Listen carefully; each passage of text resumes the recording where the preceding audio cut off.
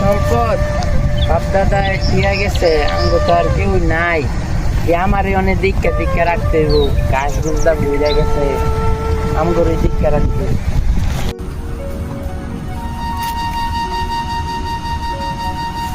এই সকালবেলা খেতে এসেছি, এখন পর্যন্ত এই রোদের ভিতরে পইরা রয়েছে ক্ষেতের খামারে।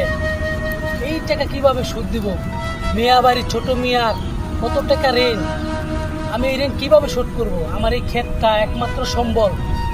এই ক্ষেত যদি আমি ভালো করে চাষবাস না করি, তাহলে কিভাবে আমি মিয়া বাড়ির টাকা শোধ করব? আমার চিন্তায় রাতে ঘুম আসে না, এত কষ্ট করি।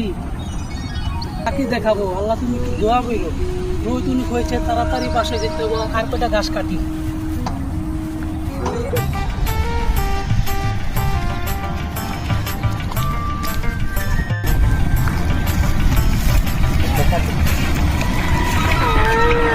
চাকরের বাচ্চা, চাকরের বাচ্চা, তোর কত বড় সাহস